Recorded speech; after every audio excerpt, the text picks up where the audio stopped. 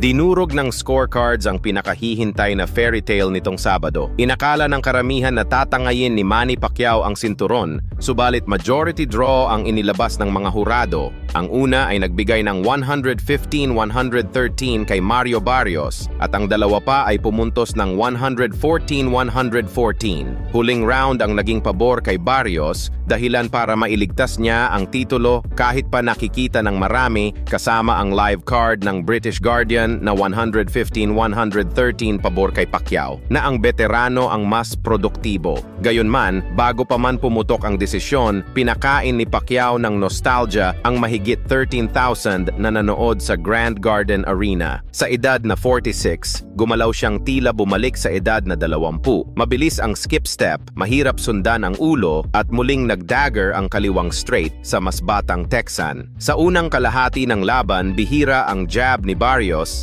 marahil ay kinakabahan sa kaharap na Hall of Famer. Samantalang si Manny, kalmado at nakangiti pa, hinahayaan ng crowd na mag-chant ng pangalan niya habang inaabot ang paboritong mid-range at sinusundan ng 2 and 3 punch flurries. Pagdating ng 10th round, doon lang talaga nag-download si Barrios ng kumpiyansa. Sumunod na sa utos ni Coach Bob Santos, itinaas ang depensa, inangkas ang katawan ni Manny sa loob at ibinuga ang kanan sa sentido. Gumanda ang trabaho niya sa loob ng ring at bumagal ng bahagya ang paa ng Pinoy. Subalit sapat na ang naipong maagang rounds ng veterano. Kaya nang marinig ng crowd ang 14 na numerong score, agad nag-shift ang kanilang sigaw mula sa Manny Manny papuntang malakas na boo. Diretsong sinabi ni Pacquiao pagkatapos ng laban, "Akala ko panalo ako." Aminado siyang dikit at malakas ang batang champion, pero ramdam niya umanong siya ang nagdala ng aksyon. Ipinaliwanag din niya na 2 buwang preparasyon lang talaga ang naihanda dahil sa kampanya sa Pilipinas, at kung may rematch, gusto niya ng 3 at kalahating buwang camp para maibalik ang dating volume.